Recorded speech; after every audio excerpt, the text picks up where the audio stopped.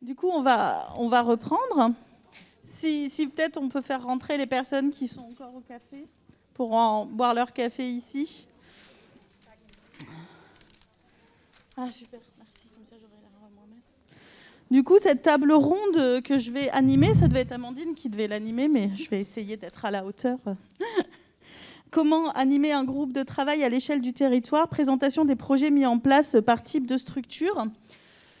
Tout d'abord, on va refaire un petit historique du pourquoi, du comment. Ça va vous rappeler des choses que vous avez entendues par d'autres aujourd'hui. En 2018, nous avons réalisé, nous, mes mains en or, notre premier atelier de co-design qui a rassemblé des professionnels du médico-social, des bibliothèques et des associations et des personnes concernées par le handicap.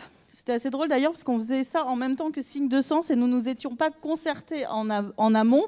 Alors bien sûr, ce sont des projets où il faut du temps pour les maturer, mais sur des territoires assez différents, donc c'était complémentaire. Et bien que nous ayons réalisé d'autres ateliers depuis, dans d'autres villes, ce premier atelier est resté un événement majeur puisqu'il nous a permis de créer du lien entre différents acteurs de notre propre territoire. Un lien que nous avons tenu à conserver et à enrichir au fil des années. Des partenariats et des projets ont ainsi pu voir le jour sous l'impulsion de cette première rencontre et de celles qui en ont suivi. Afin de favoriser l'échange entre les bibliothèques de notre territoire, nous avons ainsi mis en place un groupe de travail et d'échange composé de plusieurs bibliothécaires. Jusqu'à ce jour, en fait, on n'a pas fait beaucoup d'ateliers à cause du Covid et on a perdu beaucoup de temps. Mais on va continuer d'en mettre en place. Aujourd'hui, certaines ont pu se libérer et venir témoigner des actions qu'elles ont mises en place dans leur structure depuis 2018 et vous parler de l'impact que notre groupe de travail a eu sur leur pratique quotidienne. Donc, je vais leur poser des questions et puis elles vont nous expliquer un petit peu. Voilà. Peut-être chacune peut prendre un micro. Je peux baisser mon micro. C'était à travers cette table ronde, c'est montré aussi que à tous les niveaux, en fait, on peut travailler la médiation et l'accessibilité, puisque nous avons Corinne Cook, qui est directrice de la bibliothèque départementale, Irène, qui est responsable à la bibliothèque de l'INSPE, donc on a une bibliothèque universitaire, et Virginie Lachaud, qui s'occupe du pôle Lire Autrement, si je ne dis pas de bêtises, elle vous en parlera mieux que moi, à la BFM de Limoges, donc une bibliothèque municipale.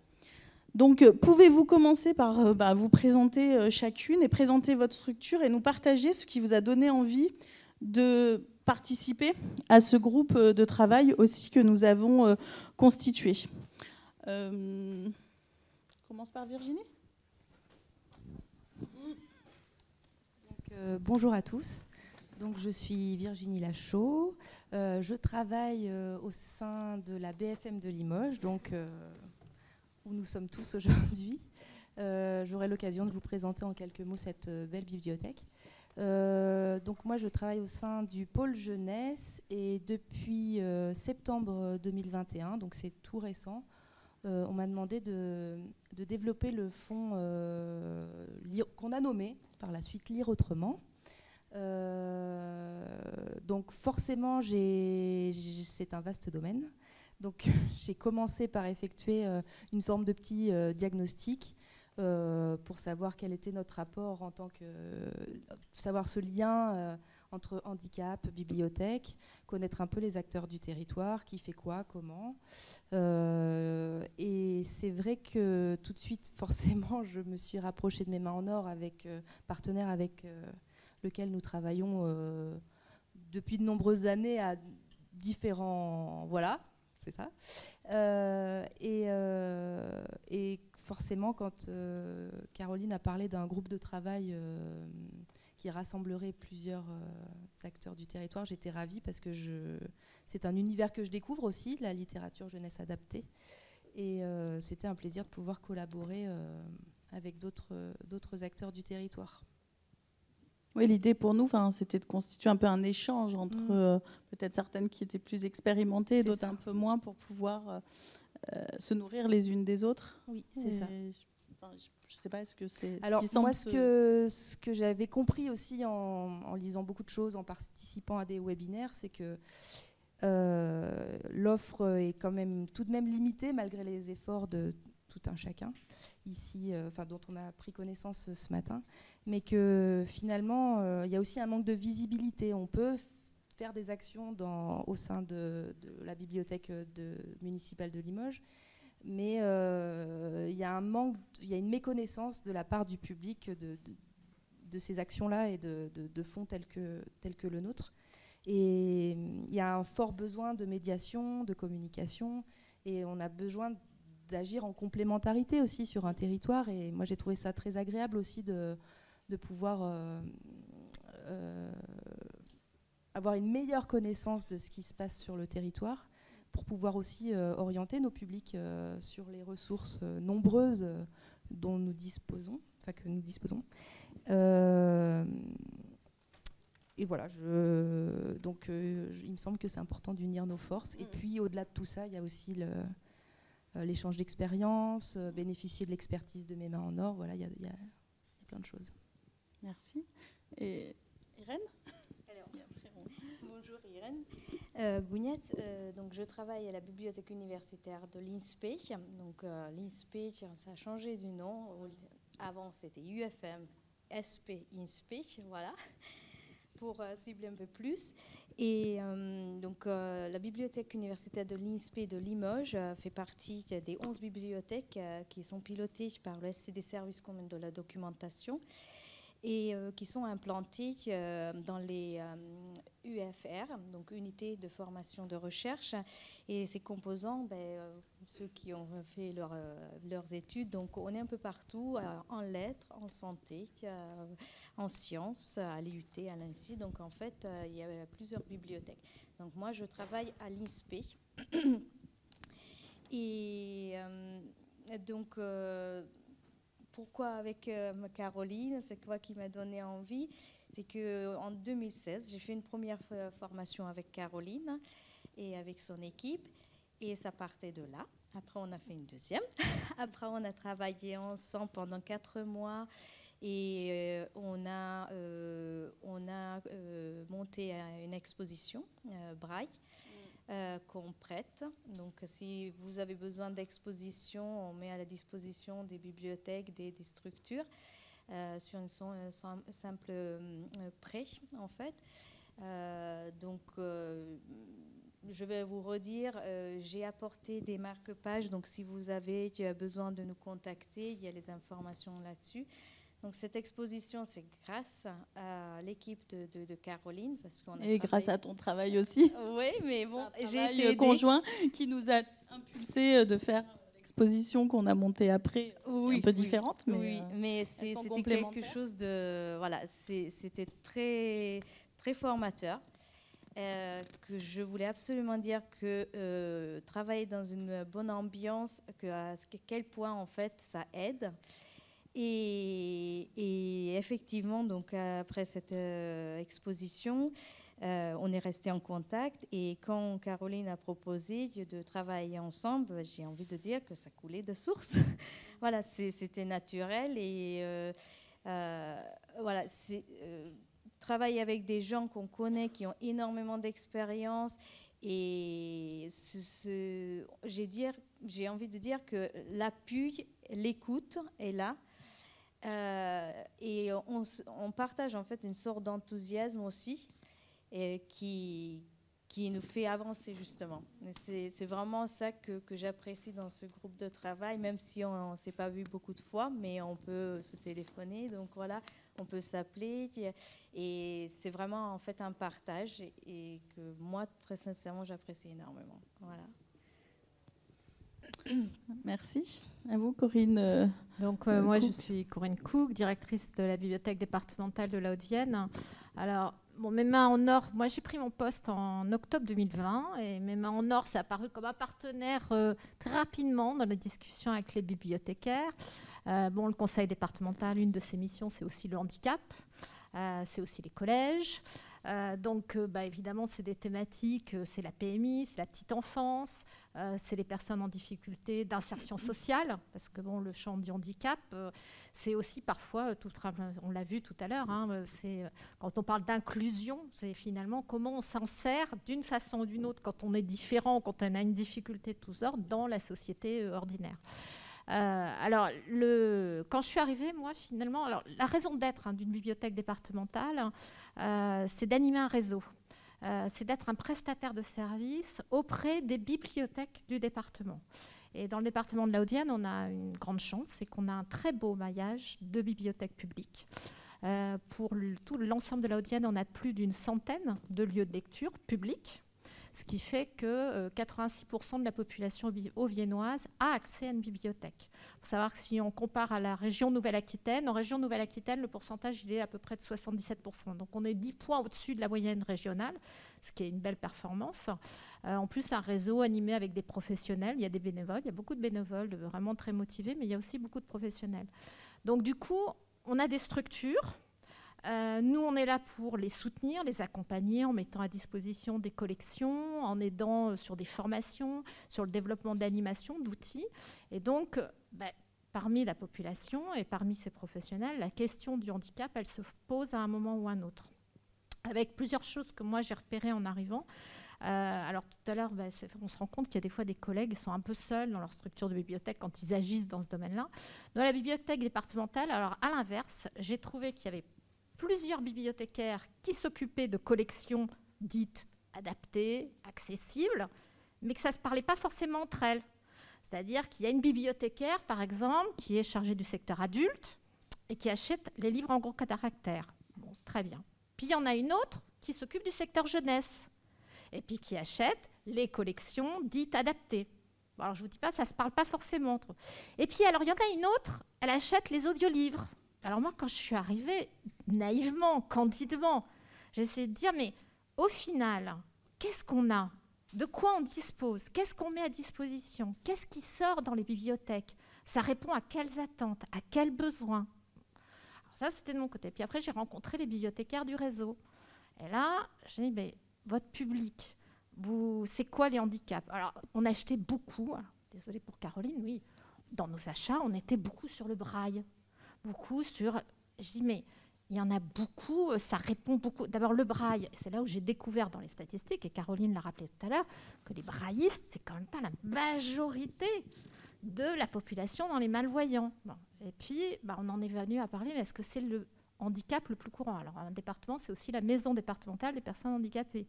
On n'a pas de statistiques, c'est compliqué en France, les statistiques. Pas autorisé. C'est pas autorisé, donc bon. Il y a donc une perception du handicap et un ressenti. Puis il y a aussi le handicap non visible qu'on ne repère pas.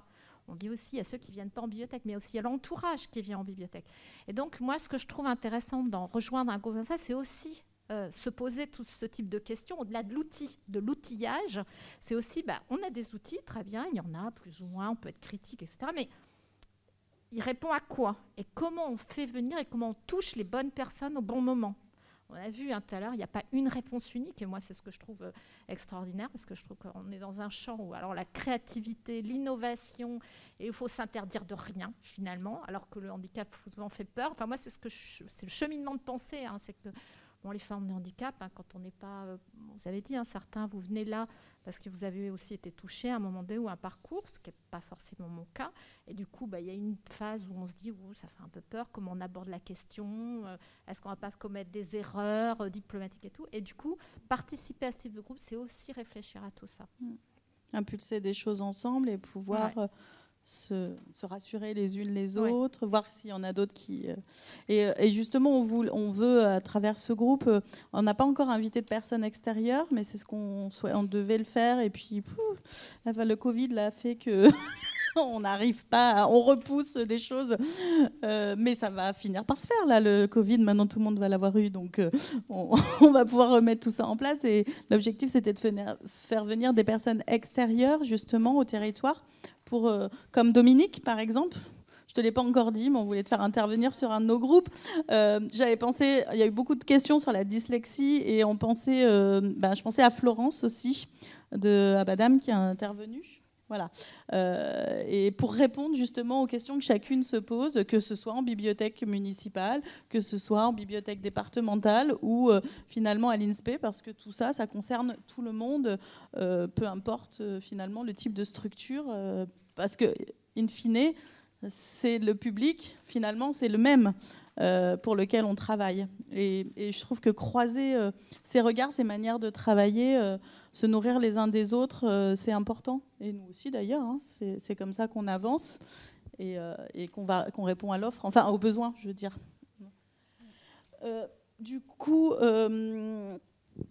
est-ce que vous pouvez nous présenter un petit peu, on va mettre la présentation du coup, oui, de ce que vous avez mis en place ici, et puis chacune comme ça montrera. Alors, c'est où? C'est ici? C'est ça, non, c'est pas celui-là, c'est celui-là? Celui-là.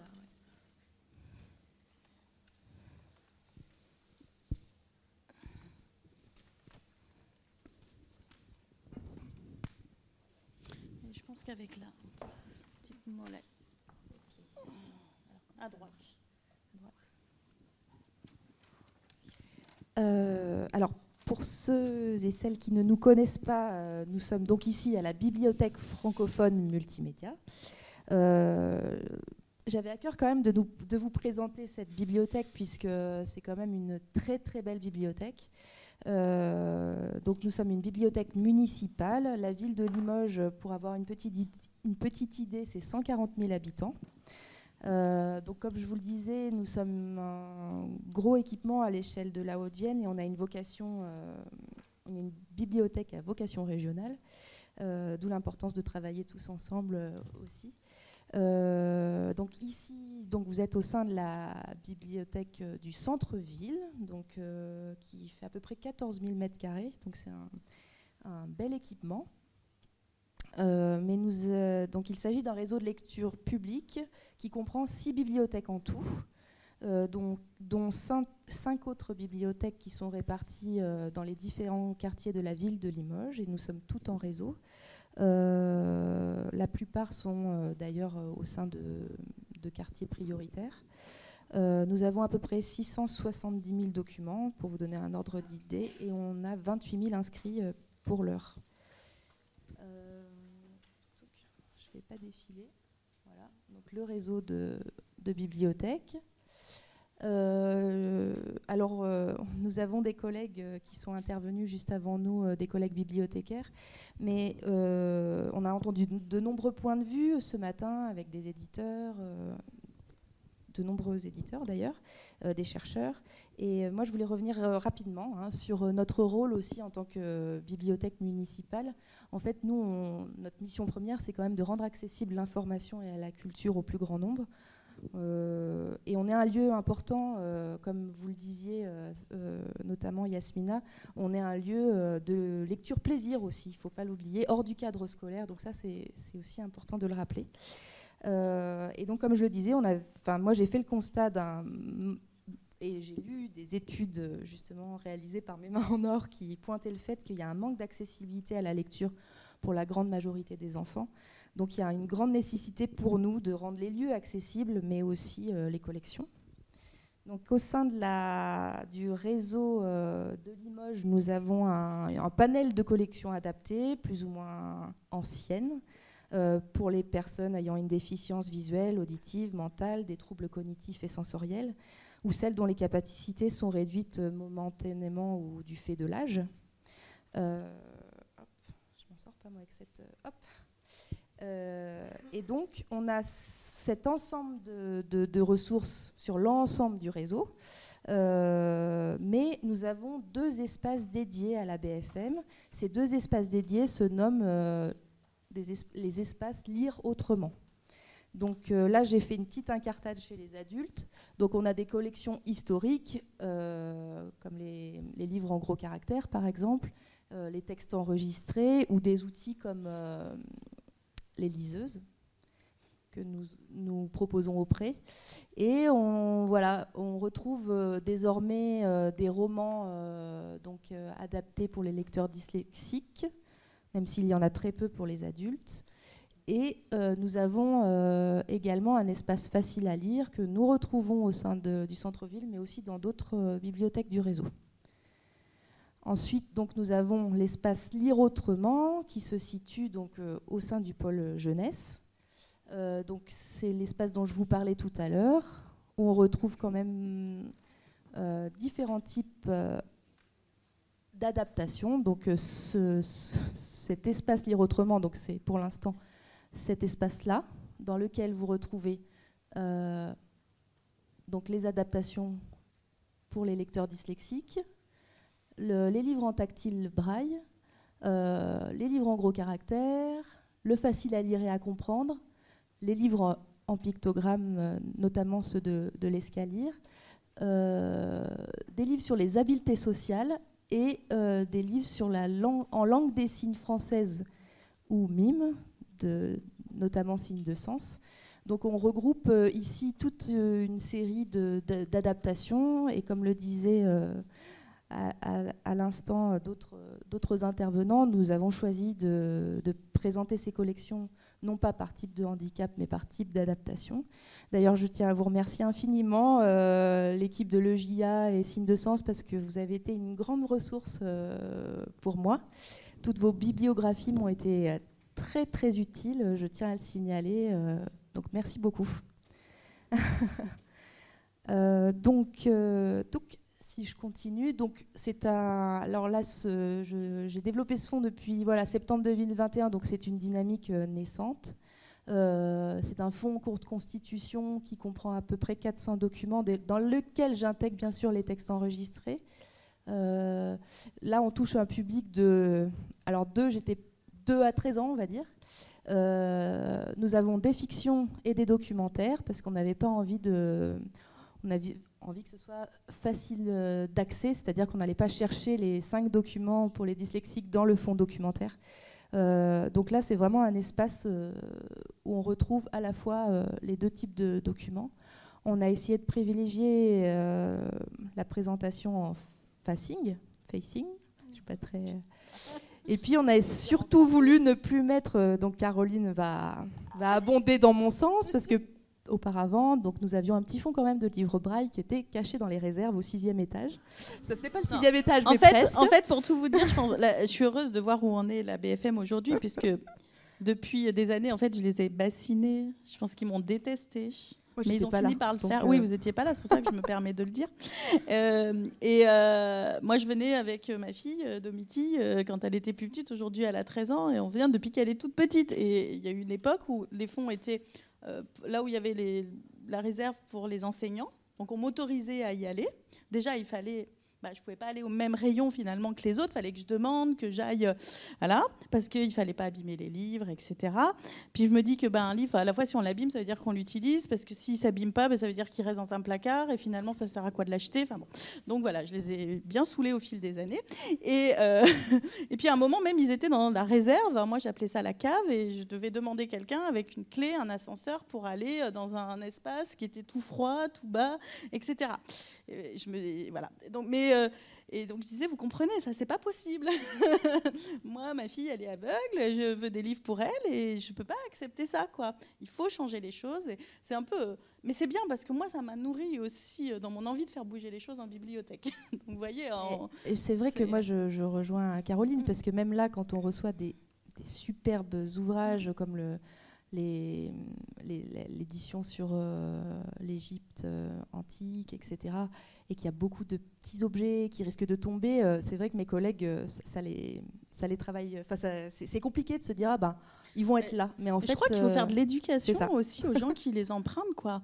Oui, ce sont des livres, on fait attention, comme les livres pop-up, on se lave les mains avant de les utiliser, je dis aux enfants, on ne se cure pas le nez en même temps, on fait attention, on n'arrache pas, on découvre, et voilà, il faut éduquer, quoi. Voilà, et donc du coup, ce qui fait que, désormais, donc, tous les livres en braille sont accessibles, et on essaye justement de privilégier une présentation en facing, voilà. Donc on n'a pas encore d'outils numériques et de périodiques. Peut-être que ça viendra un jour. Alors alors je pense que j'ai emprunté ce tableau, et j'ai mis signe de sens, mais j'en étais pas vraiment sûre, j'arrivais pas à... Et il est fabuleux, parce que... Ah bon ? Parce que, merci beaucoup encore à Signe de Sens, parce que ce beau tableau explique qu'effectivement, une adaptation, alors je ne vais pas revenir dessus parce qu'on en a déjà parlé ce matin, mais moi il m'a été très éclairant puisqu'il montre qu'effectivement un seul type d'adaptation peut servir à plusieurs types de handicap. Et tout ça, c'est ce qui a guidé pas mal notre mise en place. Alors je vous montre quand même l'espace. Donc le pôle jeunesse, c'est quand même un grand espace, c'est un grand arc de cercle, enfin même dans lequel vous voyez, vous retrouvez la petite étagère, la Lire autrement, qui est à proximité des textes enregistrés. Comme ça, quand on a des lecteurs, on peut vraiment faire le pont entre ces différentes ressources. On a aussi les livres CD juste à côté et les premières lectures qui sont juste là, puisque finalement, on en discutait ce matin, les adaptations pour les dyslexiques, elles peuvent être vraiment très utiles aussi pour les lecteurs qui débutent dans la lecture. Donc voilà un peu la disposition. Et alors, les lecteurs, on essaye, notre objectif est qu'ils soient autonomes, mais quand même, l'accueil n'est pas trop loin s'il y a besoin. Voilà. Voilà, on en a encore beaucoup parlé aujourd'hui, mais j'ai constaté qu'effectivement, on a beau avoir des outils, c'est un fonds qui ne vivra pas seul. Alors pour l'instant, on a mis en place ce fonds-là. Et c'est vrai qu'on a maintenant, la prochaine étape, c'est aussi mettre en place des actions de médiation, des animations, des accueils, des visites, des projets inclusifs. Et surtout, j'aimerais vraiment travailler en partenariat avec les autres acteurs du territoire, les associations, les professionnels du médico-social, etc., pour porter à connaissance ce fonds-là aussi. Et voilà. Donc c'est le début d'une belle aventure. Il y a encore beaucoup de choses à faire. On a commencé aussi, parce qu'on s'est rendu compte qu'on avait quand même, malgré tout, plein d'outils dispersés dans notre réseau. Et que du coup, on a fait une petite plaquette pour présenter l'ensemble de ces outils-là, parce qu'on a besoin de communiquer en interne, on le disait tout à l'heure, des fois on est seul dans notre spécificité, mais finalement on a besoin de porter à connaissance aussi auprès de nos collègues de la richesse et de tous les outils que l'on possède.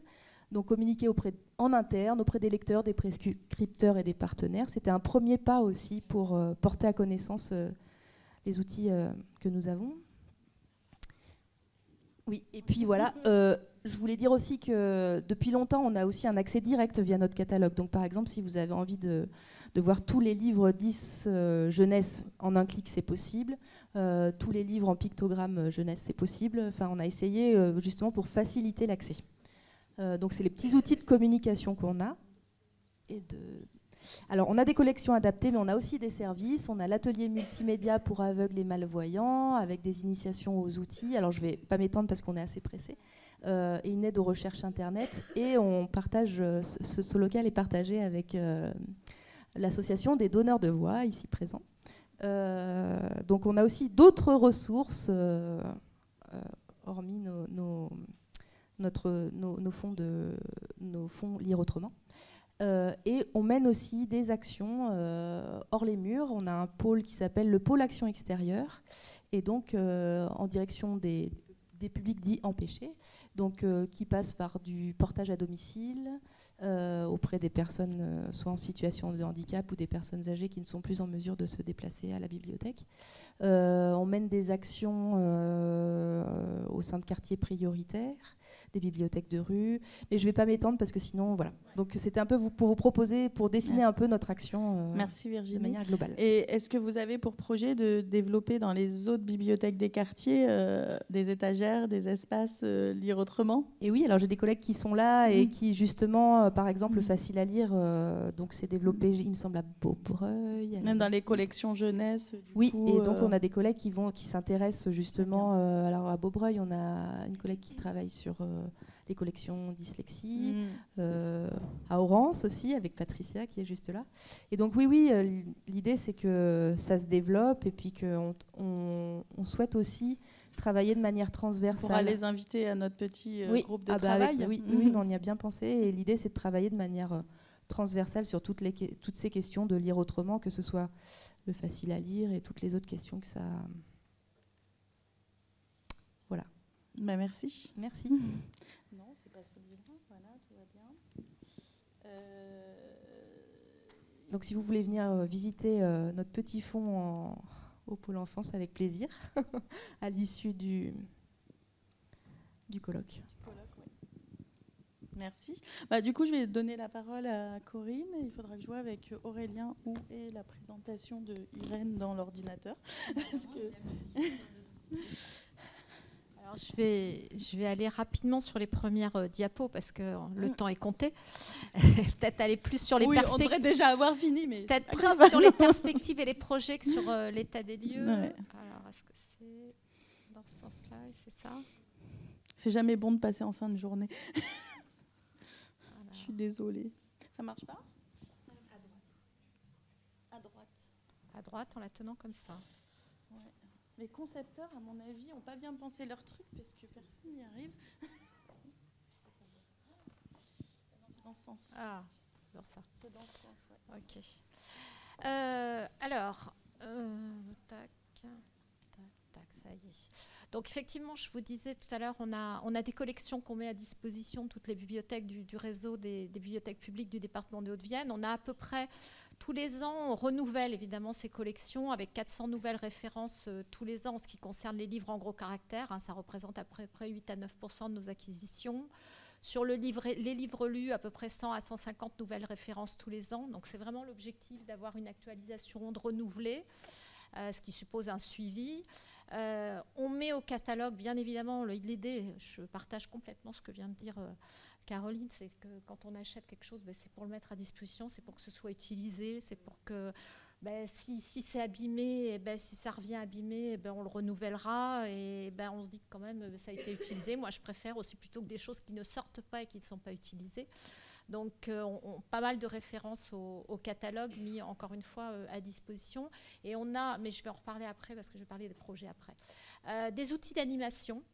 Bien sûr, les outils d'animation conçus par Mémoire Nord. On fait aussi des créations. On a des collègues qui ont eu des idées de créer. Et ça, je crois aussi qu'il ne faut pas que les bibliothécaires s'interdisent à partir du matériel qu'elles ont, et ça c'est aussi sans doute des choses à creuser, et du type de public qu'elles ont rencontré. Parfois, on l'a vu, hein, c'est des rencontres, c'est des échanges, de créer des choses, d'imaginer des choses, hein, et de tester. Hein, finalement, on imagine un outil d'animation, ça marche pas, on le fait évoluer, et par les temps qui courent, de contraintes financières et budgétaires, des fois, avec ce dont on dispose, imaginer quelque chose en le détournant, c'est aussi une bonne affaire.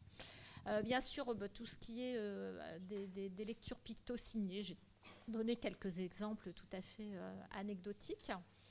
Alors ça, c'est des projets. On veut développer tout ce qui est ressources numériques. Et une des premières étapes qu'on a réalisées, c'est de faire le lien aussi avec des outils numériques qui existent, et notamment avec effectivement le site de l'EJA, en créant un onglet sur notre site internet vraiment de ressources spécifiques qu'on développera également ultérieurement.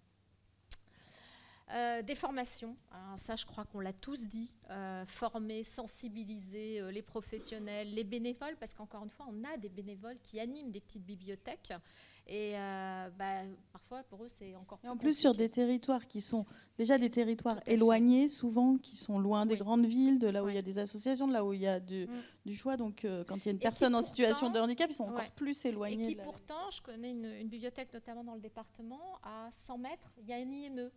Et les enfants, les jeunes de l'IME viennent régulièrement. Et la bibliothécaire, qui est une bénévole, me disait, mais même des fois, j'ai découvert, il y en a, ils viennent sans le dire à leurs éducateurs. Et alors, elle est super contente, mais elle a un peu peur, parce qu'en termes de responsabilité, ce sont des jeunes en déficience intellectuelle, et ils ont le droit de sortir et tout. Et du coup, des fois, elle me disait, mais est-ce que, je ne sais pas trop, est-ce que mon offre correspond, est-ce que... elle a besoin d'être formée. Et voilà, et effectivement, moi, ce serait qu'une sensibilisation. On a mené des actions, bien sûr, avec Mémoire Nord autour du braille. Mais l'idée, c'est de développer aussi autour d'autres types de handicaps, évidemment. Et puis de s'inspirer à une chose. À midi, je parlais avec une collègue, je disais, maintenant, il y a par exemple des centres commerciaux qui commencent à réfléchir, à diminuer la musique, diminuer l'intensité lumineuse pour d'autres types de publics. en bibliothèque, on peut peut-être aussi s'intéresser à ça. On a vu l'ergonomie aussi, on pense bien sûr aux gens qui sont en fauteuil roulant, mais l'ergonomie et la disposition des matériels par rapport à des troubles cognitifs autistes, ça a aussi son importance. Donc travailler avec des ergonomes, je pense qu'il y a vraiment toute une réflexion et le groupe de travail, là, il servira sans doute aussi à ça. Nous aussi, on fait des expériences de contes dans le noir, hein, c'est ce que vous avez prévu tout à l'heure, parce qu'on a un spectacle du conte en Haute-Vienne, et on mène il y a des spectacles auprès d'IME, d'enfants ou de tout public d'ailleurs en difficulté, et notamment des expériences de lecture dans le noir qui sont toujours très enrichissantes, et sur des publics mixtes, parce que aussi moi en tous les cas, mais je crois que c'est partagé au niveau de mon équipe, c'est de pas effectivement stigmatiser et de faire en sorte que parce que c'est une famille, bien souvent, qui vient voir un spectacle, c'est une famille qui vient à la bibliothèque, c'est une fratrie. Et puis, c'est parce qu'il y en a un différent dans la famille qu'il faut forcément s'orienter vers des choses spéciales. Donc, du coup, notamment l'expérience de lecture dans le noir, là, dans cette IME, ça visait des enfants très, très différents, et des enfants lambda aussi. Voilà. Aussi des aides financières. Le département, il accompagne les bibliothèques qui, notamment, travaillent, bien sûr, sur l'accessibilité de leurs espaces. Alors, les projets d'avenir, c'est surtout ça, il me semble, qui était important, intéressant de valoriser aujourd'hui. Sur le développement des collections, on est en train de renouveler notre marché d'acquisition. Donc, j'ai un budget qui est malgré tout assez confortable, puisque tous les ans, j'ai un budget en investissement d'acquisition qui est de plus de 180 000 €. Et pour la première fois, on sanctuarise quelque part une partie de ce budget pour tout ce qui est acquisition en édition adaptée. C'est-à-dire que j'ai défini dans mon marché d'acquisition un lot édition adaptée. Et je suis très contente parce que je ne peux pas vous en dire plus, mais j'ai eu des offres. Donc des offres de fournisseurs, de libraires et autres qui ont dit « Ouais, moi, ça m'intéresse de travailler avec vous uniquement pour l'acquisition d'éditions adaptées. » Donc du coup, parce qu'à côté de ces deux marchés d'acquisition, c'est aussi des prestations complémentaires que j'attends de la part de mon fournisseur, notamment sur du conseil, sur la variété des éditeurs, travailler là-dessus, accueillir peut-être des auteurs, accueillir des éditeurs. Donc vraiment de faire une démarche de politique documentaire très ciblée, avec un budget sur 4 ans entre 30 000 et 63 000 €. Donc là aussi, par les temps qui courent, je n'ai pas la garantie que mon budget sera voté tous les ans. Hein. Les élus ne m'ont pas signé en bas de page, oui, c'est bon pour 4 ans. Mais en tous les cas, c'est afficher et valoriser ce qui est, à mon sens, pas complètement symbolique. Autre souhait, on a un prix départemental de littérature jeunesse qui existe depuis longtemps, qui s'appelle Joli Gélie, qui existe depuis 2007, je crois. Et en fait, ça s'adresse, on a un comité de sélection de bibliothécaires qui sélectionne 3 lots de livres, grande section de maternelle CP, CE1, CE2, CM1, CM2. Et puis, moi, j'ai participé depuis 2020 à ce comité de sélection. C'est des albums très classiques. Et puis, j'ai dit, pourquoi on ne ferait pas un lot édition adaptée? On en avait parlé avec Caroline. C'est-à-dire que les bibliothèques sélectionnent dans l'édition dite adaptée un livre qu'elles liront dans les classes, puisque l'idée, c'est que la bibliothécaire, en fait, les livres qui sont retenus dans ce lot sont lus, travaillés avec les enseignants dans des classes lambda, où il y a peut-être des enfants 10, où il y a peut-être des enfants autistes, mais il y a aussi des enfants lambda. Et moi, je sais que mes enfants aussi, quand j'ai des enfants qui sont dits normaux, classiques, des livres tactiles, je leur en ai acheté plein, je me rends compte, puis je ne me suis jamais posé la question. Le mouton qui était tout doux, c'était vachement sympa de toucher ce que ça voulait dire tout doux. Et franchement, c'est aujourd'hui quasiment, je me suis dit, moi je ne me suis jamais posé la question. Les pictogrammes, c'est sympa les pictogrammes. D'abord, on rend compte quand on va en pays étranger, on est content de trouver un pictogramme qui nous indique où sont les toilettes, où sont le téléphone, etc. Et en fait, c'est là, vraiment quasiment aujourd'hui, je me suis dit, oui, et alors?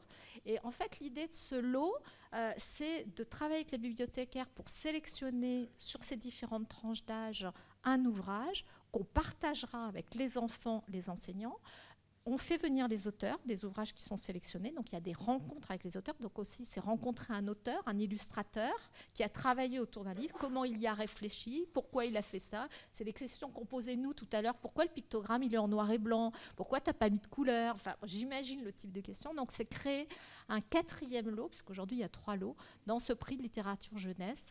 Et les enfants votent. En fait, il y a un parcours citoyen aussi derrière. C'est-à-dire qu'on s'en fiche finalement de celui qui gagne. Ce n'est pas l'idée du meilleur livre, il n'y a pas de compétition. Mais c'est aussi les enfants qui expriment des choix, qui discutent autour de leurs choix. Et puis, il y a un vote. Et puis, ce n'est pas forcément le livre pour lequel on a voté, qui a le plus grand nombre de voix. Enfin, vous imaginez toute la discussion citoyenne qu'il peut y avoir autour de ça. C'est aussi favoriser la participation, évidemment, de Classe Ulysse à ce prix. Autre projet, alors celui-là, on est entré dans ce dispositif depuis cette année. C'est un dispositif qui s'appelle Jeunes en librairie, qui est un dispositif partenarial avec l'Éducation nationale, la DRAC, ou en fait, et le département. C'est autour d'un projet pédagogique où une classe se rend auprès d'un libraire pour avoir connaissance de la chaîne du livre. Bon, chaque enfant a ensuite un bon d'achat d'une valeur de 30 € et peut choisir un livre. Et l'idée, c'est évidemment que ce dispositif soit ouvert de classe Ulysse. Il y a d'ailleurs une classe Ulysse cette année qui y participe et qui va aller chez un libraire indépendant. Et donc, vraiment, c'est toute une sensibilisation. Et là aussi, finalement, quand on va chez le libraire, on rentre chez un libraire, on ne va pas forcément que dans le rayon adapté. L'idée, c'est que l'enfant il parcourt la librairie, qu'il s'oriente, qu'il soit accompagné pour choisir son livre. Un projet de colloque, nous aussi. Alors nous, une réflexion qui fera suite finalement au colloque d'aujourd'hui, où on veut s'intéresser plus spécifiquement au public 10 et à leur entourage. Parce que ce qu'on entend, nous, des bibliothécaires, c'est que finalement, elles ne savent pas. Et puis, c'est pas forcément... Des fois, on l'a dit tout à l'heure, je crois, les parents qui viennent en disant « Je peux faire quoi lire à mon enfant ? Il n'aime pas lire. Qu'est-ce que je peux faire lire ? La maîtresse me dit que... moi, je vois aussi beaucoup d'adolescents, parce que c'est la réflexion que j'avais faite à Caroline. Ça lui a parlé d'ailleurs. J'ai dit, mais tous ces enfants, c'est gentil, mais ils deviennent grands. Donc, boucle d'or, ça fait son temps à un moment donné. Alors, qu'est-ce qu'on fait pour les adolescents? Qu'est-ce qu'on fait pour les jeunes adultes? Surtout qu'on sait statistiquement que autant le public scolaire, il est captif, il vient en bibliothèque, parfois contraint et forcé, parce qu'on lui a dit de lire Molière, on lui a dit de lire Candide, on lui a dit...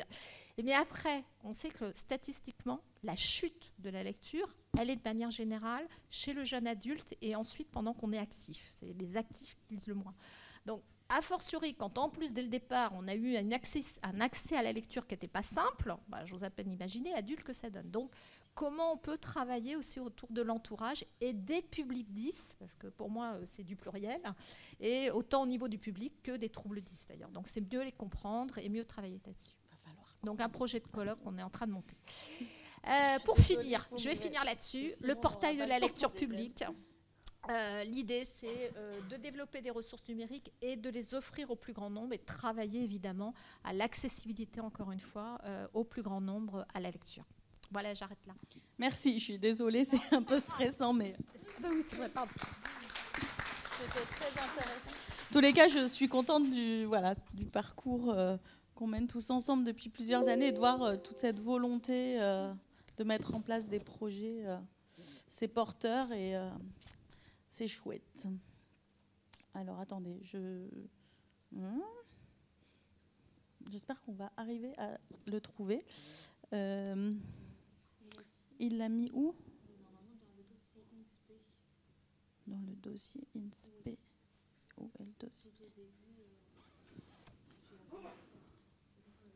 Tu le vois où? Vas-y, regarde si tu le vois, mais moi je... Oui, mais... Ah oui, INSPE. Je suis désolée, je crois que je suis fatiguée. C'est normal, à la fin de la journée, je ne vois plus.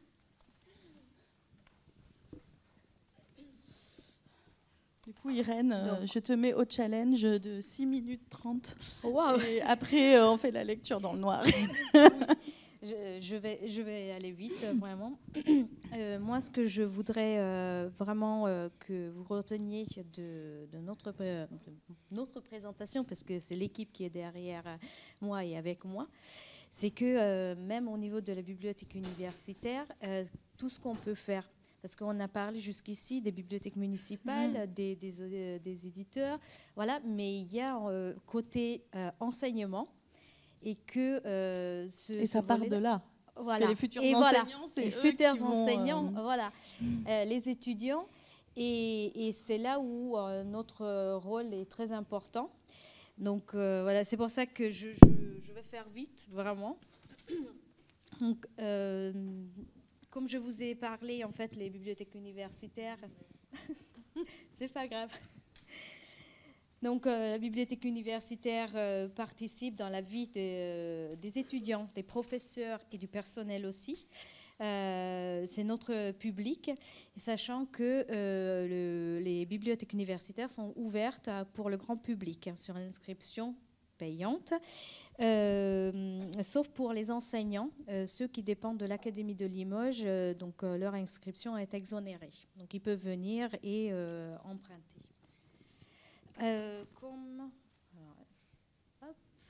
Voilà. Donc, comme j'ai dit, plusieurs formations avec Caroline, l'exposition aussi. 2 mots sur l'exposition. C'était quand même un grand succès, je trouve, et c'était un très bon début parce que on a pu travailler avec plusieurs partenariats, donc l'ARES qui s'appelle aujourd'hui IRSA aussi. Structure médico-sociale qui prend en charge les enfants qui ont un déficit sensoriel. Voilà. On a fait des ateliers avec des professeurs, donc Sandrine qui travaille avec Caroline aussi. C'est sur les ateliers. Voilà, qui est prof chez nous à l'INSPE, prof d'anglais. Aussi, on a fait des ateliers de construire des livres tactiles aussi.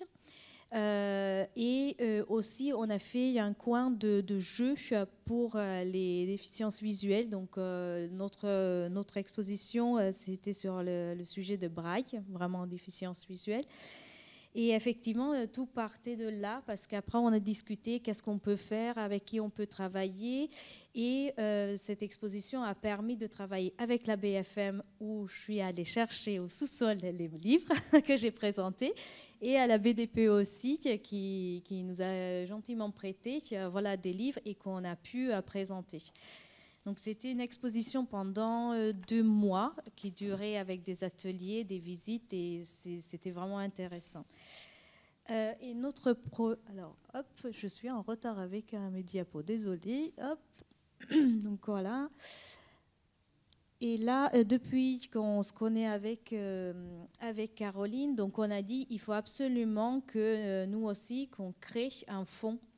Parce que les profs qui viennent chez nous, ils peuvent très bien aller dans les bibliothèques municipales, mais ils viennent pour se ressourcer, pour chercher en fait les albums, tout ce qui est documentation. Donc, ce serait bien quand même que chez nous aussi, il y ait un fonds. Et donc, on s'est dit, mais qu'est-ce qu'on peut mettre à disposition des profs? Donc, on a commencé à regarder. Donc, on a la mallette pédagogique, donc, qui est un kit. Nous, on a la revue L'Humain. Je ne sais pas si vous connaissez. C'est une revue gratuite que vous pouvez, en fait, sur une simple demande, faire venir. Et ce qui est très bien avec eux, que c'est en gros caractère, version, on va dire, normale, et CD-ROM aussi. Donc, on a enrichi quand même notre fonds avec la revue. Et aussi, encore suite à l'exposition, on a récupéré de l'ARES en gros caractères et en braille. Et ce sont des romans, des manuels scolaires aussi. Il s'agit d'environ de 150 documents qui sont en cours de traitement en fait. Donc c'est à la demande. Souvent on a des profs de l'IRSA qui viennent et nous demandent justement parce qu'avant c'était chez eux. Et là nous on traite, on met dans notre catalogue. Donc on peut retrouver ces documents dans le catalogue de l'université et y compris dans le SUDOC qui est au niveau de national. C'est un catalogue national. Voilà. Puis, hop,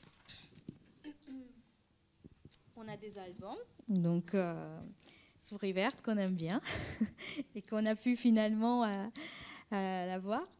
Donc on a commencé comme partout, une petite étagère, et après ça commence à grandir. Voilà. Et là, vu que c'est le moment justement où on est en train de réfléchir comment réaménager la bibliothèque, on se pose la question où on va installer le pôle. Donc on a dit que ça sera lire autrement, comme ça c'est beaucoup plus facile, et dans des autres bibliothèques aussi, les usagers retrouvent sous ce nom-là. Donc on a dit que ça sera lire autrement. Et éventuellement aussi, parce qu'on a dit, nous, dans on fonctionne par des pôles. Donc pôle art, pôle langue, pôle éducation. Et l'éducation, c'est le cœur en fait de notre mission. Donc, on a commencé à regarder et tout ce qu'on a en fait dans notre fonds, donc éducation spécialisée, inclusive, enseignement spécialisé, déficience visuelle, tous les handicaps physiques, les DIS, les troubles mentaux et affectifs. Donc, en fait, on a tellement de choses, c'est juste que c'est un peu partout. Donc, il faut qu'on arrive à rassembler tout ce qu'on a.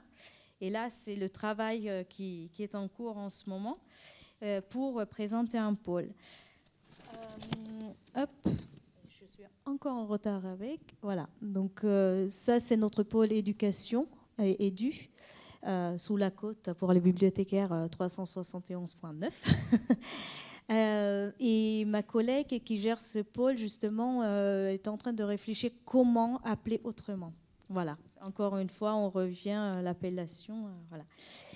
Et ce qui est peut-être une plus chez nous à la bibliothèque universitaire, c'est qu'on a Arte VOD qui a une offre, un volet accessible pour les sourds et malentendants.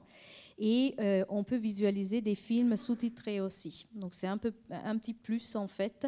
Et malheureusement, ce n'est accessible qu'à la communauté universitaire. Voilà, mais les étudiants peuvent s'en servir, peuvent utiliser comme ils souhaitent. Voilà, donc c'est un petit plus. Et au niveau de l'équipe, que j'ai dit que pour moi c'était tellement formateur et ça m'a beaucoup aidé de travailler en groupe et en discutant avec les collègues, que j'ai pu donner mon enthousiasme à mes collègues. Et on a créé un outil de travail, ça s'appelle Kanban, je ne sais pas si vous connaissez, nous on utilise. Donc tout ce que je fais, je mets en fait dans cet outil. Tout le monde a l'accès, donc tout le monde peut rajouter, faire des commentaires, des pièces jointes. Donc en fait, c'est vraiment un travail maintenant d'équipe. Et ça donne envie justement aux collègues et c'est vraiment le fait de partager en fait les informations comme l'idée de notre groupe avec Caroline. Et 2 minutes, même pas, donc pour 1 minute, bon, je suis bon alors. Voilà, donc pour aller un peu plus loin, ce qu'on a dit effectivement, donc nous on souhaite valoriser en fait notre travail et valoriser le rôle de médiation entre le corps enseignant, donc l'éducation nationale et les ouvrages adaptés. Et surtout, c'est que ça commence dans l'apprentissage des étudiants, des futurs profs. Et on voudrait justement, moi j'interviens à la licence pro métier des bibliothèques et de la documentation, et on a dit que déjà en fait créer un cours là-dessus. Donc, et bien semer en fait les informations pour les futurs bibliothécaires. Comme ça, ils vont avoir une base. Après, ils vont savoir vers qui ils peuvent s'orienter. Ils vont avoir toutes les connaissances. Et c'est vraiment important de commencer là. Et ce que je suis très contente parce que là, c'est pas encore ça, parce que normalement on voudrait faire un projet tutoré, mais là je suis une étudiante qui fait son rapport de stage sur le public empêché. Et l'illettrisme, on n'a pas parlé beaucoup de l'illettrisme, mais voilà, c'est un autre sujet. Mais dans le public empêché, voilà. Donc ça me permet de suivre déjà l'étudiante, voir. Et d'autres choses, vraiment très vite. Donc, comme à la BDP, donc on a dédié vraiment un budget. On a 400 € par an maintenant. On a dit c'est fixe, voilà, on va dépenser uniquement pour les ouvrages adaptés. Ce qu'on a pensé un peu plus, c'est qu'on a plein de connaissances, donc Chien Guide, Valentin 8, et faire un coin de prospectus de tous les acteurs de ce métier, en fait, et pour faire partager les informations et transmettre les informations, vraiment. Et ce qui est une nouveauté, c'est il y a une semaine et demie, je crois, j'ai reçu un message aussi comme quoi, en fait, le SCD souhaite maintenant faire une demande d'inscription auprès, en fait, du ministère de la Culture pour fournir des documents accessibles aux étudiants. Donc, c'est en cours. On va avoir notre première réunion fin février. Donc, on va mettre ça aussi en place. Et en même temps, à l'INSPE, il y a un pôle inclusif, école inclusive, et on travaille avec eux aussi. Donc en fait, c'est plein de partenariats où on peut intervenir, où on peut transmettre les informations, partager ce qu'on a déjà, et vraiment travailler, coopérer avec les différents acteurs. Voilà. Merci Irène. C'est bon. Ah ben c'est bon. Voilà. Merci. On va pas faire de questions cette fois-ci. Réponse là, il faut qu'on termine. Je pense en plus il y en a qui ont des trains, de la route à faire, et on va écouter Yasmina qui va nous compter 15 minutes. C'est bon? Allez, on verra. On va se laisser porter. Vous aussi, vous avez beaucoup de route après. Je vais demander à Aurélien d'éteindre les lumières. Et il y aura toujours un petit peu de lumière parce qu'il y a les lumières des sorties de secours. Mais une fois que toutes les lumières seront éteintes, je vous invite à fermer les yeux pour jouer le jeu. Et on va... Comment ? Interdit de regarder les montres. On ne pourra pas dans le noir. Ah oui, interdit de regarder les portables. Tu as raison. Et tu voulais rester à ta place, tu pouvais aussi rester à ta place. Oh, non, on va être dans le noir. Non, tu préfères être sur scène? Oui. Tu prends la place de la star. Non, parce que il n'y a pas de... ici. Ça te va? Oui. Tu veux le micro? Tu voulais un fauteuil comment? Très bien. Non, mais c'est bon, ça va. Je voulais juste voir... Ah, tu veux la table? Oui. Un peu plus près de toi? Oui, je veux bien. J'enlève. Je ne sais pas raconter dans un micro, mais comme tu enregistres, c'est ça. Ah, ouais. Mais écoute, je vais tâcher. Mettre plus... sinon, on n'enregistre pas. Ça va vraiment me gêner? Non, je vais essayer. Je vais essayer de ne pas vous hurler dans les oreilles. Mais sinon, tu le fais sans.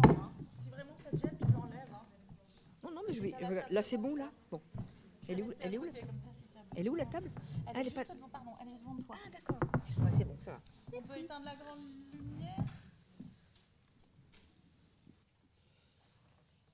Je vous laisse fermer les yeux. Sinon, ce ne sera pas pareil. Il aurait fallu des masques Mettez vos d'avion. masques sur vos yeux. Voilà. Voilà. Mettez vos masques sur vos yeux. Alors, je vais vous raconter l'histoire d'une poule. Faites gaffe, baissez la tête, elle arrive. Alors, elle est dans sa basse-cour et elle a pondu des œufs. Oui, je savais que ça valait le coup d'attendre pour savoir que les poules pondent des œufs. Vous êtes contents. Et donc, elle a pondu ses œufs, et là, elle attend, elle est impatiente. Ça serait bien qu'ils soient éclos, quoi. Ils ont quelle tête, mes petits poussins, tout ça. Alors, comment ils vont être? Oh! Bébé, qu'est-ce qui se passe? Ah ça y est, c'est les œufs.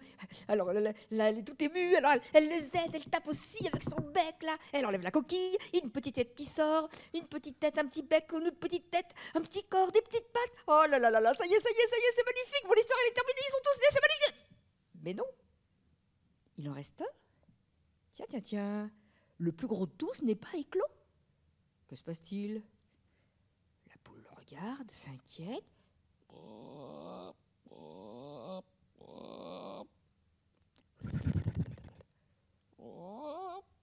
Qu'est-ce qui se passe donc? Elle attend, et 2 jours plus tard...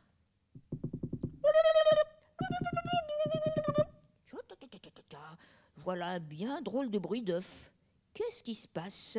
Oh, mon petit œuf, il va éclore. Mon petit poussin qui est là depuis si longtemps, il va s'étouffer. Maman est là, je vais t'aider, t'inquiète pas. Alors elle est là, toute émue, elle se dépêche. Elle l'aide, elle casse la coquille, elle enlève. Et voilà un petit bec qui sort, une petite tête qui tourne à droite, qui tourne à gauche. Ça y est, il est vivant, il va bien. Ouais, mais qu'est-ce que c'est que cet endroit? Mais où est-ce qu'on est ici? Mais c'est pas possible, mais qu'est-ce que c'est que ça? Mais qu'est-ce que c'est que c'est pas possible, mais c'est pas possible. Mais oh là là, mais c'est moche ici, mais ça pue, mais qu'est-ce que je fais là? Mais qu'est-ce que je fais là? Ah, mais moi je vais retourner dedans, moi je vais retourner dedans. Mon petit poussin, mais c'est chez toi ici. Regarde, c'est chez toi. Oh là là là là là là, c'est là, c'est qui? C'est là, c'est... T'es qui toi? T'as une drôle de tête? Oh là là là là, mais t'es qui? Moi je suis ta maman. Oh non, c'est pas possible, c'est pas possible, c'est pas possible. Passe ton endroit, t'es pas ma mère, t'es pas ma mère, t'es pas ma mère. Si, je suis ta mère et oh, j'ai trouvé ton prénom. Tu vas t'appeler le jamais content. Quoi? Mais c'est pas possible, tu m'as pas appelé comme ça, c'est affreux, mais qu'est-ce que c'est? Non, en plus c'est pas vrai, moi je suis toujours content.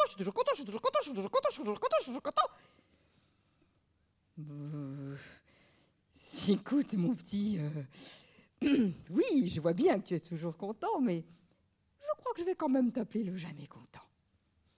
Et le temps a passé, exactement 7 jours. Oui, parce que, je sais, les gens ne le savent pas en général, mais chez les poulets, il y a une coutume. Au bout de 7 jours, on met des petits pompons dans les plumes des filles, des petits nœuds dans les plumes des garçons, on met tout ce petit monde en rang d'oignons, et on sort pour aller dans la cour. Et là, dans la cour, on se met droit devant lui, le père. Il est là, le bec dressé vers le ciel, la crête rouge et brillante, et les pattes bien implantées dans le tas de fumier. C'est le coq. The coq. Il est là. Il salue ses enfants. Et ils sont là, tous émus. Et puis derrière, il y en a un tout petit qui a...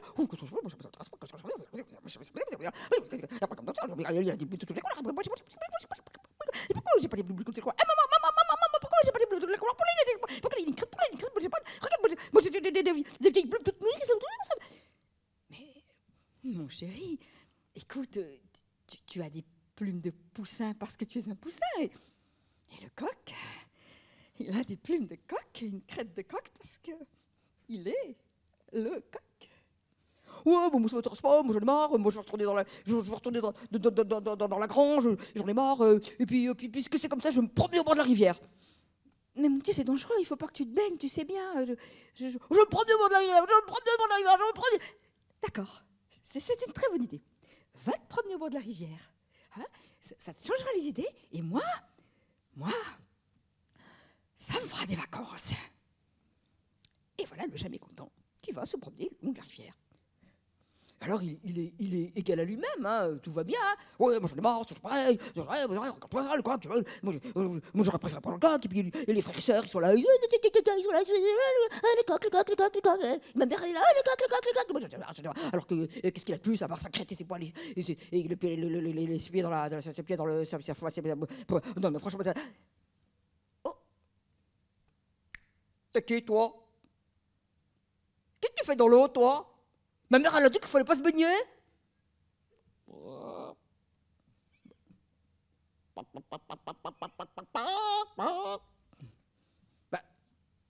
Coin, coin. Moi, je suis le canard. Et moi, j'ai le droit de me baigner. Et pourquoi tu as le droit de te baigner, hein? Pourquoi hein? Moi, j'en ai marre, c'est toujours pareil. Hein? Moi, j'ai des vieilles plumes toutes grises, alors que le coq, il a une crête. Et toi hein? Explique-moi, tu peux me dire Bah, moi, je suis le canard, et j'ai des pattes de canard. Hein? Ce sont des pattes palmées pour pouvoir nager. Et même, tiens, regarde, j'ai un joli bec tout rond pour aller cueillir les vers dans la vase. Coin, coin, coin, gna, gna, gna, gna, gna. Qu'est-ce qui t'a donné tout ça? Hein? T'as trouvé ça où? Tu peux me dire? Tu peux me dire? Tu peux me dire? Bah, bien sûr que si, je vais te dire. Qu'est-ce que tu veux, mon gars? Espèce de petit malin. C'est la nature, c'est tout. La nature? La nature? Mais où est la bite seule là que j'aille un peu lui dire ce que je pense? Bah, la nature, mon gars, tu sais bien, dans la caverne, en haut de la rivière, là, la source. Et voilà notre jamais content qui part en courant sur la berge de toute la force de ses petites pattes non palmées. Et le voilà qui arrive devant la caverne de Dame Nature. Et là, Dame Nature! Dame Nature, Dame Nature, Dame Nature, Dame Nature, Dame Nature, Dame Nature!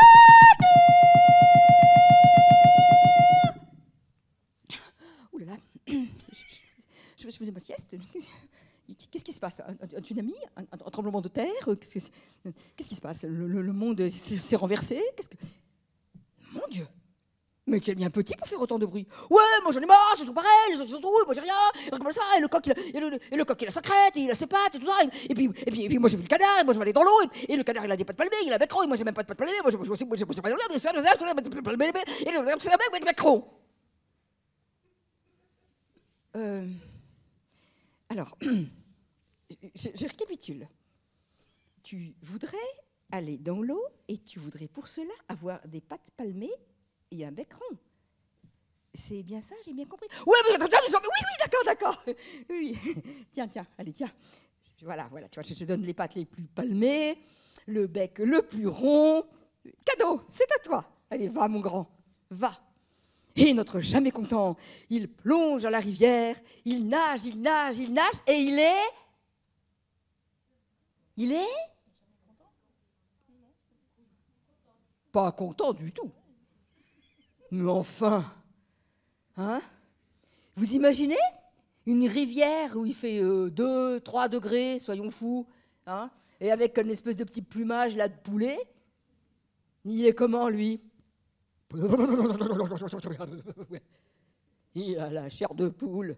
Et il se caille, exactement. Il se caille. Et c'est pas une poule mouillée, hein? Ah non, mais là, il a la chair de poule, il en peut plus. Il fait froid là-dedans. Non mais ça, c'est le canard, Saleté de canard. Il a pas tout dit, tu crois qu'il aurait tout dit? Ah ben certainement pas, il m'a parlé des pattes palmées, il m'a parlé du macron, mais jamais il m'avait dit que j'allais en faire comme ça. Espèce de bandit. Mais celui-là, si je le tiens... non, c'est pas possible. Oh! T'es qui, toi? Toi là-bas, là, t'es qui, toi? Moi? Oui, toi, là. L'autre, là, avec la fourrure épaisse comme un co et t'as pas l'air d'avoir froid du tout. Attends, la belle fourrure, l'autre, elle se pavane. T'es qui, toi? Oh, c'est bon, moi, je suis la loutre. Bah oui, qu'est-ce que tu me reproches, là? J'ai une fourrure de loutre, Bah ouais. Et pourquoi moi, j'ai pas de fourrure de loutre? Parce que toi, tu... toi, t'es un poulet avec un bec rond et des pattes palmées. Il y a comme une erreur. Enfin bon, écoute-moi mon gars, j'en sais rien. Écoute-moi, je suis une loutre, j'ai une peau de loutre, et qu'est-ce que je te dise? C'est la nature, Ah d'accord. C'est encore celle-là. Oh purée, ça va chauffer les gars. Et cette fois, notre jamais content, il plonge dans la rivière, il se met à nager de toute la force de ses pattes palmées, et jusqu'à la caverne de chez Dame Nature. Et là, devinez. Dame Nature! Dame Nature, Dame Nature, Dame Nature, Dame Nature, Dame Nature, Dame Nature!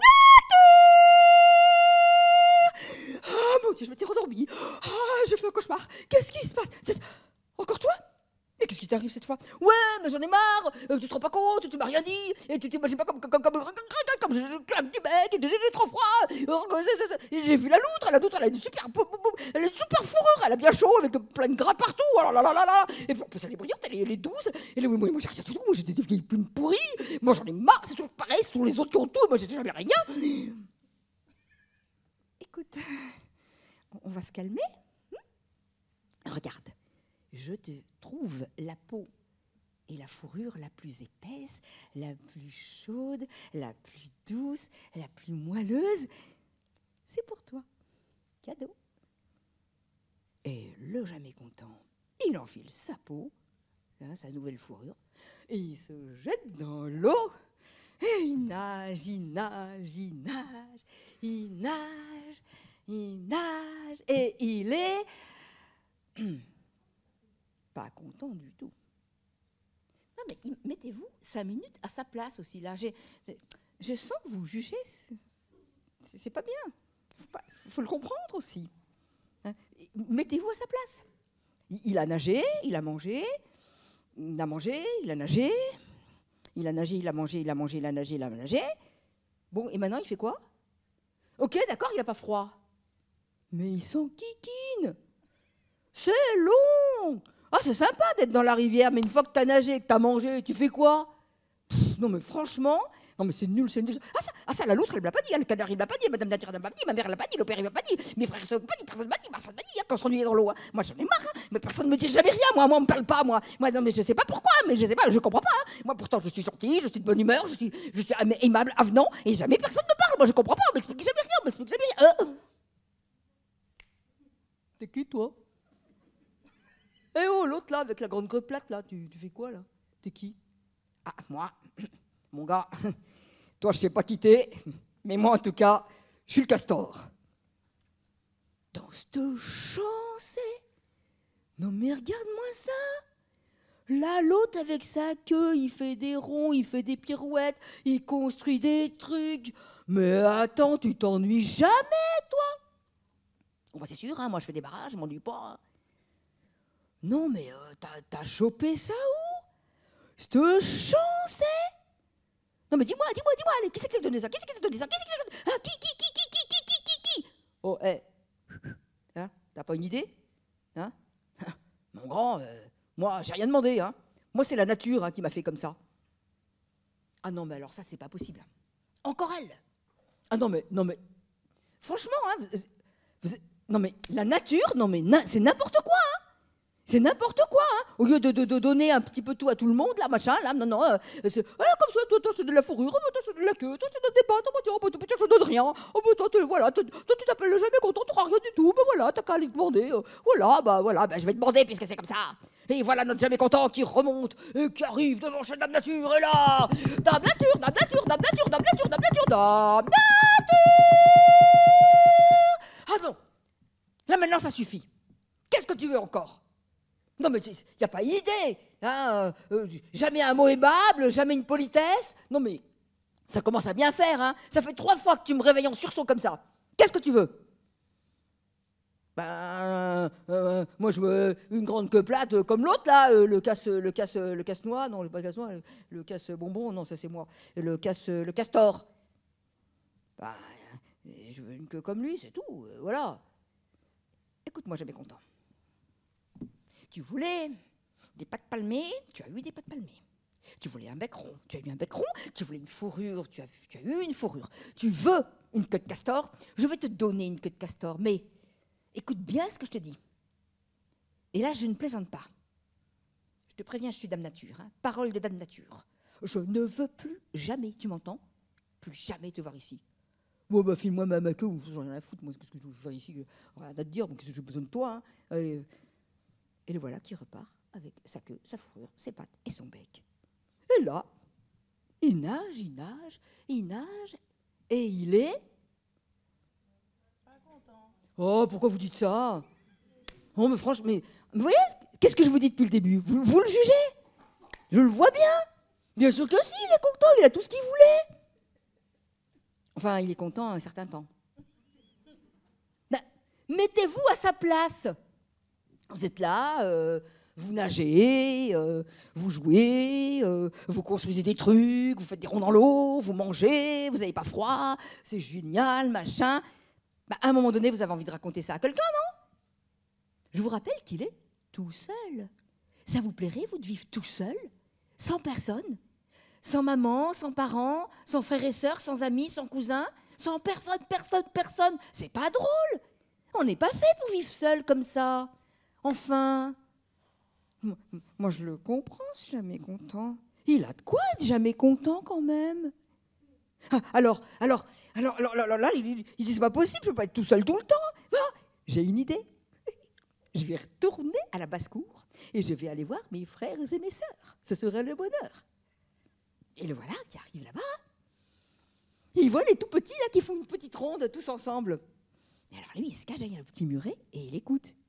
À la ronde, pour contenter le monde, les grands et les petits feront coucou, ils sautent au milieu du rond. Et là, il s'attendait à un cri de joie et il entend Ouah, un monstre au secours. Alors, les plus grands arrivent. Quand ils voient le jamais content qu'ils commencent à tous se marrer. Ouais, j'y crois pas. Et l'autre, mais c'est qui celui-là? Mais vous me reconnaissez pas? Je suis votre frère, votre cousin. Je suis le jamais content. Ah non, non, mais tu crois quoi, toi? C'est carnaval ou quoi? Non, mais le déguisement de ouf. Attends, mais file-moi ta queue, là. Non, mais prête. Attends, oh, les pattes ont trop classe, les pattes. Et le bec, vous avez vu que c'est un gros bec tout rond, que c'est moche. Allez, prête. Et ils se jettent tous sur lui. Ah, tiré, mais non, mais c'est pas un déguisement, mais je peux plus l'enlever. Enfin, c'est moi. Et ils sont là, il y en a qui tirent la queue, il y en a qui tirent les pattes, il y en a qui tirent sur les poils, il y en a qui tirent le bec. Il crie, il a mal, il se débat et il arrive à s'enfuir. Et mettez-vous à sa place une fois de plus. Il est en colère. Non mais ça va bien. Non mais quelle bande de fous. C'est quoi cette manière de se jeter sur les gens comme ça là? Popof, et puis file-moi ta queue, file-moi tes pattes, file-moi ton bec, file-moi ta... Non mais hein? Moi je leur ai demandé de me donner leurs affaires là. Ça va, c'est bon hein? Moi j'ai dépouillé personne hein. Ça va bien oui. Non mais c'est incroyable ça. Puis il est là, il marche au bord de l'eau, puis tout d'un coup il se tourne vers l'eau, puis mon Dieu, c'est quoi ça, un monstre? Il se rapproche doucement. Il regarde à nouveau. Il ouvre le bec, il le referme. Il regarde encore. Il dit non, c'est pas possible. C'est moi. Mais c'est horrible. Mais je comprends que les petits, ils aient eu peur et puis que les grands, ils se soient moqués de moi. Non, mais c'est horrible. Là, ça veut dire que... Ça veut dire que toute ma vie, je vais être tout seul. Personne ne voudra jamais de moi. Non, mais c'est pas possible, on ne peut pas vivre tout seul. Alors jamais content, il regarde l'eau, là, comme ça. J'y vais. Non, on ne fait pas des choses comme ça. Non. La vie vaut la peine d'être vécue, quand même. Non, mais pas dans ces conditions. J'y vais. En même temps, elle était quand même très en colère. Hein. Mais en même temps, si j'y vais pas, qu'est-ce que j'ai à perdre? J'y vais. Et le voilà qui plonge dans la rivière, qui remonte jusque chez Dame Nature. Et là, vous savez comment ça se passe?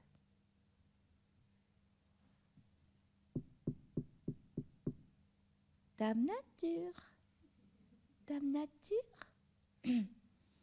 Dame Nature, coucou, c'est moi, c'est votre ami, le jamais content.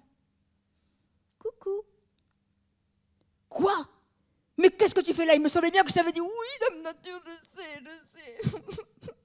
Je sais, je suis tellement désolée, mais je suis tellement tout seul, s'il vous plaît, essayez de me comprendre. Allez, calme-toi, jamais content. Je t'attendais. Je sais très bien. Écoute, je vais te faire un dernier cadeau. C'est le dernier parce que je sais qu'ensuite, tu n'auras plus envie de revenir. Regarde, elle est là sur le chemin. C'est quelqu'un semblable à toi. C'est la toujours contente.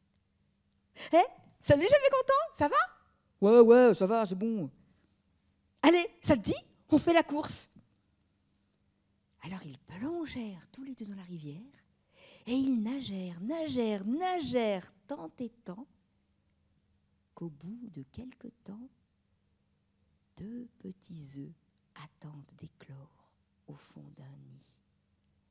Et c'est ainsi que naquit l'ornithorynque. Et voilà.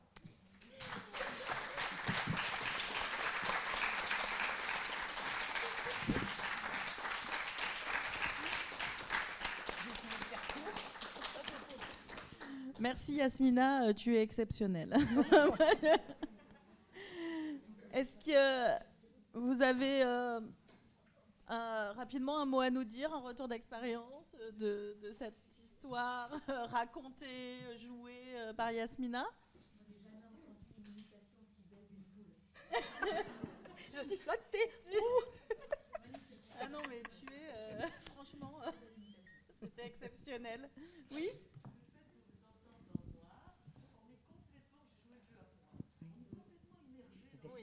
Bien sûr. Oui, oui. Ouais. Et puis on ressent, moi je trouve qu'on vit beaucoup plus les choses et on est plus attentif, parce qu'on se disperse pas par... Ouais. Très bien. Eh bien, écoutez, je crois qu'on va clore cette journée et je vous remercie à tous d'être venus, à ceux qui sont déjà partis, à ceux qui vont partir, aux intervenants. Je voulais juste à toi, te dire, Yasmina. voilà, mais je voulais juste te dire que Oui. c'est mon histoire fétiche. Parce que On a bien compris, je crois. j'adore cette histoire parce que c'est le contraire du vilain petit canard qui devient beau. Et alors on l'aime quand il devient beau. Et ça, moi, je trouve ça insupportable. Ouais, c'est bien vrai. Lui, il reste au contraire. Il reste comme il est. Et on l'aime comme il est. Ouais. Voilà. Merci pour...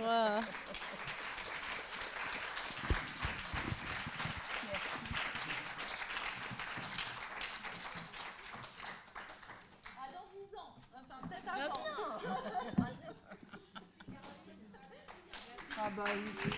Merci à vous.